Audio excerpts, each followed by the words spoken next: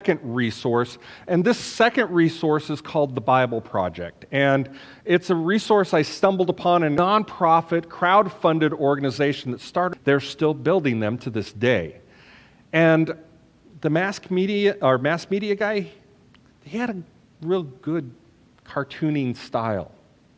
And so what they've done is they've created these videos that are basically animations that help us understand Scripture with the Old Testament professor speaking in the background, explaining. So good and so accessible. And so I actually want to start this message with a little 5-minute, 6-minute video. Stories from the book of Genesis, and it's easy just to pull out a specific story and try to tell you what it might mean.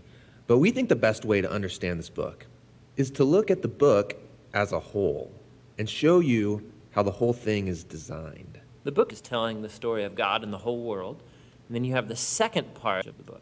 Okay, so let's start back at the beginning. The first part of Genesis begins with a creation story where God creates everything. And how exactly that happens, of course, that's where all the debates come. But he takes a dark, watery chaos and he turns it into a beautiful garden where humans can flourish. That sounds nice. It does sound nice. In fact, 7 different times God says of all that he's made that it's good.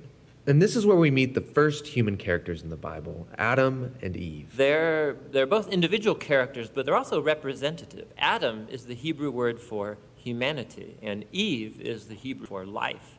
And God creates them in his image. In other words, humanity reflects, or is meant to reflect, the creativity, the goodness, and character of the Creator out into the world that he's made. And they're supposed to reproduce and make culture hoods and art and gardens and everything else. But he gives them a moral choice about how they're going to go about building this world. And this is what the tree of the knowledge of good and evil is all about. And define good and evil for themselves. Without God. And so now that humanity's made this choice, things get really bad. So Genesis 3 through 11